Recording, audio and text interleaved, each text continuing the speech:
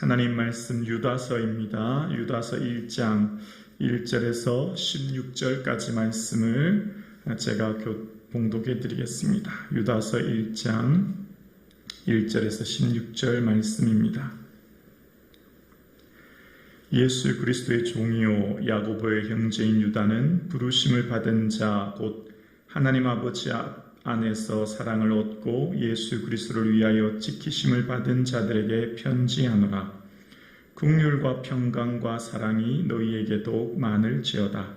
사랑하는 자들아, 우리가 일반으로 받은 구원에 관하여 내가 너희에게 편지하는 생각이 간절하던 차에 성도에게 단번에 주신 믿음의 도를 위하여 힘써 싸우라는 편지로 너희를 권하여야 할 필요를 느꼈노니, 이는 가만히 들어온 사람 몇이 있음이라. 그들은 옛적부터 이 판결을 받기로 미리 기록된 자니 경건하지 아니하여 우리 하나님의 은혜를 도리어 방탕한 것으로 바꾸고 홀로 하나이신 주제 곧 우리 주 예수 그리스도를 부인하는 자이니라. 너희가 본래 모든 사실을 알고 있으나 내가 너희로 다시 생각나게 하고자 하노라. 주께서 백성을 애굽에서 구원하여 내시고 후에 믿지 아니하는 자들을 멸하셨으며 또 자기 지위를 지키지 아니하고 자기 처소를 떠난 천사들을 큰 날의 심판까지 영원한 결박으로 흑암에 가두셨으며 소돔과 고모라와 그 이웃 도시들도 그들과 같은 행동으로 음란하며 다른 육체를 따라가다가 영원한 불의 형벌을 받음으로 거울이 되었느니라. 그런데 꿈꾸는 이 사람들도 그와 같이 육체를 더럽히며 권위를 업신여기며 영광을 비방하는도다. 천사장 미가엘이 모세의 시체에 관하여 마귀와 다투어 변론할 때 감히 비방하는 판결을 내리지 못하고 다만 말하되 주께서 너를 꾸짖으시기를 원하노라 하였거늘, 이 사람들은 무엇이든지 그 알지 못하는 것을 비방하는도다. 또 그들은 이성 없는 짐승같이 본능으로 아는 그곳으로 멸망하느니라. 화 있을진저 이 사람들이여 가인의 길을 행하며 삭슬 위하여 발람의 어그러진 길로 몰려갔으며 고라의 폐역을 따라 멸망을 받는도다. 그들은 기탄 없는 너희와 함께 먹으니 너희의 애찬의 암초요 자기 몸만 기르는 목자요 바람에 불려가는 물 없는 구름이요 죽고 또 죽고 뿌리까지 뽑힌 열매 없는 가을나무요 자기 수치의 거품을 뿜는 바다의 거친 물결이요 영원히 예비된 캄캄한 흑암으로 돌아갈 유리하는 별들이라. 아담의 7대 손 에녹이 이 사람들에 대하여도 예언하여 이르되 보라, 주께서 그 수만의 거룩한 자와 함께 임하셨나니 이는 무사람을 심판하사 모든 경건하지 않은 자가 경건하지 않게 행한 모든 경건하지 않은 일과 또 경건하지 않은 죄인들이 주를 거스려 한 모든 악한 말로 말미암아 그들을 정죄하려 하심이라 하였느니라. 이 사람들은 원망하며 불만을 토하며는 자며 그 정욕대로 행하는 자라. 그 입으로 자랑한 말을 하며 이익을 위하여 아첨하느니라. 아멘. 오늘 본문의 유다는 야고보의 형제라고 이제 이야기하고 있습니다. 오늘 본문 1절이 이렇게 시작하고 있죠. 예수 그리스도의 종이요 야고보의 형제 유다는 이라고 시작합니다. 오늘 본문에 기록된 유다는 예수님의 육신의 동생 유다이죠. 마태복음 13장 55절에 보면 야고보, 요셉, 시몬, 유다라고 예수님의 형제에 대해서 기록하지 않습니까? 오늘 본문에 기록된 야고보는 그러니까 예수님의 형제며, 오늘 또 본문에 야고보의 형제라고 했는데 예수님의 형제 중 야고보 있지 않습니까? 그 야고보의 형제라고 오늘 본문이 이야기합니다. 예수님의 동생 야고보는 사도행전 15장에 예루살렘 공의회 때 수장으로 교회 지도자였음을 보게 됩니다. 오늘 본문 이 유다는 그 야고보의 형제이며 또 예수님의 형제인 것을 보게 되어집니다. 이 유다는 예수님이 돌아가신 후 이 팔레스틴 지역 그 소아시아에서 한 30년 가까이 목회했다고 전해지고 있습니다. 근데 오늘 본문의 야고보는 예수님의 형제라고 하지 않고 야고보의 형제라고 이야기하므로 자기를 낮추어 겸손하게 자신을 소개하고 있는 것을 보게 되어집니다. 원래 예수님의 형제들은 예수님을 믿지 않았지 않습니까? 요한복음 7장 5절에 보면 형제들까지도 예수를 믿지 아니함일러라 라고 기록합니다. 그러니까 예수님의 육신의 형제들 야고보, 요셉, 시몬, 유다는 예수님을 믿지 않았지만 이후에 아시는 것처럼 사도행전 1장 14절에 보면 마음을 같이하여 오로지 기도할 때 그때 예수의 아우들도 함께 있었다. 사도행전 1장 14절에 얘기하지요. 그 오순절 성령 강림으로 인하여 변화되어 이제 예수 그리스도를 주로 고백하는 삶의 새로운 변화가 일어났고, 그래서 오늘 야고보는 이야기합니다. 1절에 부르심을 받은 자라고요. 그리고 하나님 안에 사랑을 얻은 자이며, 또 오늘 1절 후반절에 이렇게 얘기합니다. 예수 그리스도를 위하여 지키심을 받은 자들에게 편지하노라. 지키심을 받다, 현재 완료 수동 대분사로 지속적으로 지키고 있다, 이런 의미예요. 그러니까 하나님께서 그 은혜 안에 모든 성도들을 계속해서 지키고 있음을 이야기합니다. 그러면서 이제 3절에 왜 이 편지를 쓰는지에 대한 목적을 3절에 이야기합니다. 유다서를 쓰는 이유에 대해서 3절에 말하기를, 사랑하는 자들아, 우리가 일반으로 받은 구원에 관하여 내가 너희에게 편지하는 생각이 간절하던 차에 성도에게 단번에 주신 믿음의 도를 위하여 힘써 싸우라는 편지로 너희를 권하여야 할 필요를 느꼈노니. 이제 이 편지를 쓰는 이유가 우리가 받은 구원에 관하여 이제 이야기하기 위함이라는 거예요.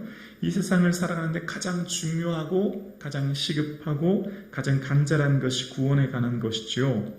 자, 그런데 그 구원에 관한 것을 이야기하는데 구원을 방해하는 이단들, 거짓 교사들이 있었기 때문에 그들로 통하여서 우리에게 주신 단번에 주신 믿음의 도를 향해 이제 싸워야 할 때가 되었음을 싸우고 경계해야 되는 것을 이제 3절에 이야기하고 있는 것을 보게 되었습니다.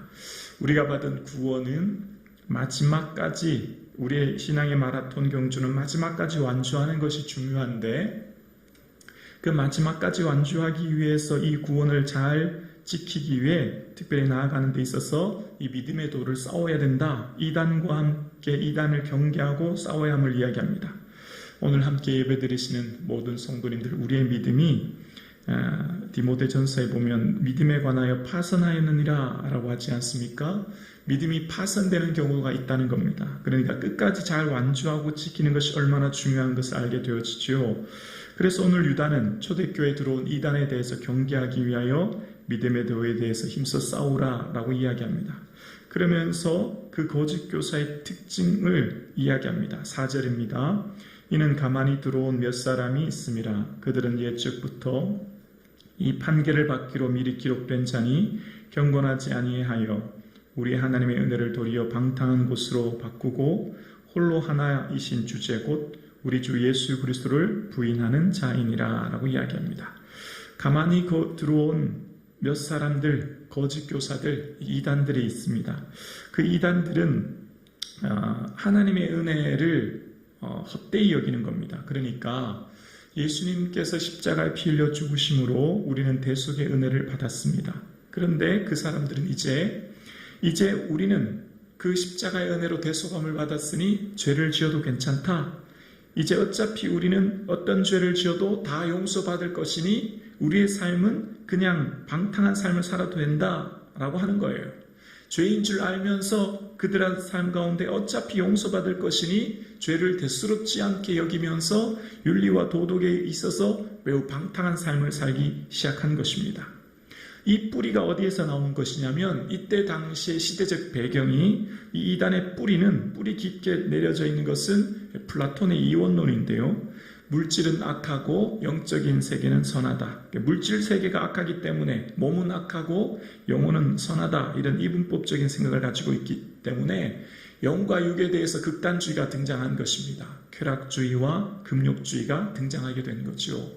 특히 이 시대의 이단들은 쾌락주의에 쫓겨서 몸은 어차피 썩어질 것이니 윤리와 도덕의 삶을 거부한 채 육신의 본능의 삶을 살아가는 자들이 등장하게 되었고, 그런 사람들이 말미암아 교회가 혼탁하게 된 것입니다.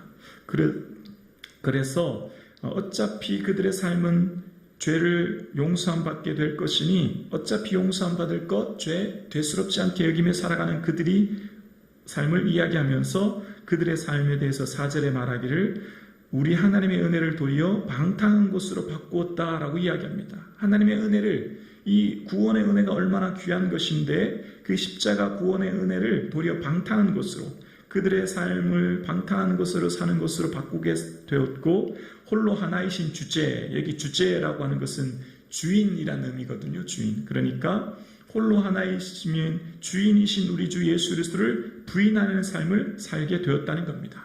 인생의 주인이 우리 주 예수 그리스도이신데 인생의 주인이 나 자신이다. 내가 내 인생의 주인이니 내 기쁜 뜻대로, 내 즐거운 대로 살면 된다라고 하며 하나님의 말씀과 뜻에 불순종하며 불신앙의 삶을 살아가는 이 시대, 그 시대의 이단들에 대해서 이야기합니다. 그러면서 그 이단들에 대한 불신앙에 했던 세 가지 과거의 사건들에 대해서 이야기하는데 5절에는 출애굽을 했으나 불신앙으로 심판받은 사건에 대해서 이야기합니다. 5절을 보면 너희가 본래 모든 사실을 알고 있으나 내가 너희로 다시 생각나게 하고자 하노라. 주께서 백성을 애굽에서 구하여 내시고 믿지 아니하는 자들을 멸하셨으며 라고 이야기합니다. 애굽에서 나왔을 때 불평하여 악평으로 인하여, 정탐꾼의 악평으로 인하여 그들이 광야에서 죽어야 했던 민수기 13장의 내용을 이야기하는 것이지요. 그러면서 그들이 온전히 믿지 아니하여 가나안 땅에 들어가지 못하여 멸망했던 것들을 이야기합니다. 그러면서 오늘 이 5절부터 구약의 사건들의 예를 들어서 설명하기 시작하는데, 왜 예를 들어 설명하냐면 5절 다시 한번 보면요, 너희가 본래 모든 사실을 알고 있으나 내가 너희를 어떻게 해요? 다시 생각나게 하려 하노라. 말씀은 어떤 기능이죠? 다시 생각나게 하는 거예요. 성령님은 어떻게 하시죠? 우리 안에서 하나님의 말씀을, 예수 그리스도께서 하신 말씀을 생각나게 하고 나를 돌아보게 하는 것이죠. 마치 베드로가 예수님을 부인한 후 다구울 때 주의 말씀이 생각나여 돌이켰던 것처럼, 탕자가 아버지 집을 떠나 이 먼 곳에서 호랑방탕하게 살다가 아버지를 생각하여 돌아왔던 것처럼 말씀은 우리를 다시 생각나게 하는 것이죠. 말씀은 뭔가 새로운 것을 깨닫고 새로운 것을 알기보다는 기존에 아는 말씀을 통해 새롭게 생각하게 함으로 우리의 삶을 돌아오게 하는 것. 그래서 이 유다는 과거에 있었던 세 가지 구약의 사건들을 이제 5절부터 설명합니다. 5절은 이 정탐꾼의 불신앙, 그 다음에 6절 대해서 이야기하는데요. 6절은 천사들이 타락하여 사람의 딸들을 취하는 홍수 심판에 대해서 이야기합니다. 6절이요. 또 자기 지위를 지키지 아니하고 자기 처소를 떠난 선소들을 큰 날의 심판까지 영원한 결박으로 흑암에 가두셨으며 라고 이야기합니다. 이것은 창세기 6장 1절에서 7절을 인용한 사건입니다. 하나님의 아들들 곧 천사들이 자기 처소를 떠나 사람의 딸들을 아내로 삼게 되지요. 그래서 이것으로 말미암아 하나님은 홍수로 심판하시게 되고 이후 최후 심판 때까지 영원한 결박으로 흑암에 가두시게 된 것을 이야기합니다. 그리고 세 번째, 소돔과 고모라 사건에 대해서 7절에 이야기합니다. 소돔과 고모라와 그 이웃 도시들도 그들과 같은 행동으로 음란하며 다른 육체를 따라가다가 영원한 불의 형벌을 받음으로 거울이 되었느니라. 창세기 19장의 소돔과 고모라 사건의 비유를 이야기하면서 다른 육체를 따라 이 동성애를 말하지요. 소돔과 고모라의 성에 멸망하는 중요한 이유가 이 동성애 때문이지 않습니까? 그래서 이 영원한 불의 형벌을 받아서 거울이 되었다. 그 구약의 사건이 오늘 우리를 되돌아볼 수 있는 거울이 되었다라는 것을 이야기합니다. 그러니까 이 시대의 이단들의 특징이 육체의 정욕을 쫓아 살아가므로 윤리와 도덕을 거부한 삶을 살아가는 그들에게 경고의 말을 하는 것이지요. 그러면서 그들의 삶은 구약의 세 가지 사건을 비유한 다음 이제 그들의 삶의 또 다른 특징에 대해서 이야기합니다. 8절입니다. 그러한데 꿈꾸는 이들도 그와 같이 육체를 더럽히며 권위를 업신여기며 영광을 비방하는 도다. 꿈꾸는 자들, 거짓 교사들의 특징은 자신들이 꿈꾸는 영적인 지식을 가졌기 때문에 자기들만이 특별한 구원을 얻는다고 얘기합니다. 그러면서 그들은 육체를 더럽힌다는 것입니다. 성적인 타락을 이야기합니다. 권위를 업신여긴다는 것입니다. 교회의 지도자들의 권위를 업신여기고 예수 그리스도께서부터 부여받은 그 권위를 회방하는 것이지요. 그리고 그 영광을 비방하는 사람들이라는 거예요. 뿐만 아니라 그들의 삶은 거짓 교사들은 10절입니다. 육체 타락으로 등장하게 된다는 거예요. 이 사람들은 무엇이든지 그 알지 못하는 것을 비방하는도다. 또 그들은 이성 없는 짐승같이 본능으로 아는 그것으로 멸망하느니라. 이성 없는 짐승처럼 육체의 정욕을 제어하지 않고 육체의 정욕에 타락한 삶을 살아가는 그들의 삶은 결국 멸망하게 될 것을 이야기하게 되죠. 그러면서 또다시 구약에 있었던 악을 행했던 세 사람의 비유에 대해서 이야기합니다. 11절이요. 화 있을진저 이 사람들이여 가인의 길에 행하며 삭슬 위하여 발람의 어그러진 길로 몰려갔으며 고라의 패역을 따라 멸망받았도다. 가인은 동생을 향한 질투, 발람은 사꾼 목자의 길을 말하지요. 고라는 영적 지도자로서 모세의 권위를 반역한 인물을 이야기합니다. 그러면서 발람과 고라의 특징은 거짓 지도자들이지요. 그러니까 오늘 이 유다서에 들어오는 이단들의 특징, 교회의 거짓 지도자들을 향해서 주의해야 될 것을 이야기하는 것을 보게 되어집니다. 자, 그러면서 이제 12절부터는 거짓 교사들의 삶은 열매 없는 헛된 인생이다 라고 하는 것을 비유로 들어서 설명합니다. 이단에 빠지면 인생을 낭비하게 되어지고 이단에 빠지면 그 인생이 열매 없는 인생을 살게 된다는 것을 12절부터 설명하기 시작합니다. 그들은 기탄 없이 너희와 함께 먹으니 너희의 애찬의 암초요 자기 몸만 기르는 목자요 바람에 불려가는 물 없는 구름이요 죽고 또 죽고 뿌리까지 뽑힌 열매 없는 가을나무요 라고 이야기합니다. 그러니까 애찬은 성만찬을 이야기하는 거거든요. 그 성만찬을 암초라고 이야기합니다. 암초는 걸림돌을 이야기하는 것이죠. 그러니까 성만찬이 그들에게 걸림이 되었다는 겁니다.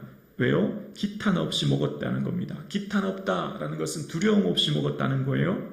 주님께서 몸과 피로 주신 성만찬은 경건하게 주의 다시 오심을 기억하며 준비해야 될 것인데 어떻게 해요? 그 성만찬을 흥청망청 육체의 쾌락을 위해서 즐기며 먹어서 두려움 없이 그것을 먹었다는 것입니다. 그래서 그들의 삶의 특징이 자기 몸만 기르는 목자라는 겁니다. 거짓 지도자들, 성도들을 사랑하고 성도들의 아픔에 눈물을 흘리며 기도해야 될 그들이 자기 몸만, 자기 자신에게만 관심을 가진 사람들이었다라고 이야기합니다. 요즘 이단의 교주의 특징은 무엇입니까? 성도들의 삶을 생각하지 않고 자기 자신들만 생각하지 않습니까? 마치 에스겔서 34장 2절 말씀, 34장 말씀처럼 화 있을진저 목자들이여 양떼를 먹이는 것이 마땅치 아니하냐 너희가 살찐 양을 잡아 기름을 먹으며 털을 입되 양떼는 먹이지 아니하는도다 라고 말씀하신 것처럼 거짓 교사들의 특징이 이런 것입니다. 그리고 바람에 불려가는 물 없는 구름이라는 겁니다. 팔레스틴 지역에서 비가 너무너무 중요하지요. 건조한 땅의 물이 얼마나 소중한데 바람에 불려가는 물 없는 구름이라고 12절에 이야기합니다. 그 구름이 와도 그냥 바람이 한번 지나가면 사라지는 아무런 유익을 주지 못하는 존재를 비유하는 것이죠. 그리고 열매 없는 가을나무라는 겁니다. 열매 없는 가을나무, 농부가 열심히 이른 봄부터 수고하고 애쓰는 이유가 무엇입니까? 가을에 열매를 바라기 위함이기 때문이지요. 그런데 물거품처럼 가을에 열매가 없는 것이라고 이야기합니다. 그러니까 열매로 그들을 알라라고 하는 예수님의 말씀처럼 이단의 특징은 아무런 열매가 없는 헛된 인생을 살게 된다는 것입니다. 그리고 계속 비유를 들어서 설명하기를 13절에 보면 자기 수치의 거품을 뿜는 바다의 거친 물결이요 영원히 예비된 캄캄한 흑암으로 돌아갈 유리하는 별들이라 라고 이야기합니다. 자기 수치의 거품을 뿜는 바다의 거친 물결, 끊임없이 파도치는 바다의 물결처럼 아무 의미 없는 소용없는 삶을 이야기하면서 영원히 예비된 캄캄한 흑암으로 돌아갈 유리하는 별들, 하늘에서 유성이 떨어지는 존재와 같이 하늘에서 떨어지는 유성처럼 그냥 쉽게 사라지는 그런 존재들이라는 거죠. 그들은 캄캄한 흑암의 지옥에 떨어지게 될 것이라는 겁니다. 그리고 14절과 15절에는 예수님의 다시 오실 때 경건치 않은 자들을 이제 심판하게 될 것이라고 하는 것을 이 아담의 7세손 에녹이 대해서 14절을 이야기하는데요. 이것은 유다가 성경 밖에 있는 에녹서를 인용하는 부분입니다. 예수께서 다시 오실 때 심판하실 것을 이야기합니다. 그리고 그 이단들의 특징은 이제 교회의 내부 분열을 조장한다는 거죠. 16절입니다. 이 사람들은 원망하는 자며 불만을 토하는 자며 그 정욕대로 행하는 자라. 그 입으로 자랑하는 말을 하며 이익을 위하여 아첨하느니라. 교회 내부의 분열을 조장하는 원망과 불평을 토하고 또 그들의 삶으로는 거룩하지 못한 정욕대로 행하며 자랑의 말을 하며 이익을 위해 아첨을 하는 자들에 대해서 이야기합니다. 이단에 빠지게 되면 자기 자신뿐만 아니라 가족 전체가 인생과 시간과 물질을 낭비하게 되어지고 구원을 잃어버릴 위기에 처해질 뿐만 아니라 그들의 삶 가운데는 참된 거룩한 삶을 살지 못하게 하는 것을 보게 되어집니다. 그래서 이단에 주의함으로 구원에 이르도록 믿음을 지킬 것을 유다가 이야기하고 있습니다. 오늘 함께 예배드리시는 사랑하는 성도님, 말씀대로 말씀을 의지하고 말씀을 부여잡고 살아감으로 이단을 경계하는 삶이 저와 여러분의 삶 가운데 있기를 주님의 이름으로 축원합니다. 기도드리겠습니다.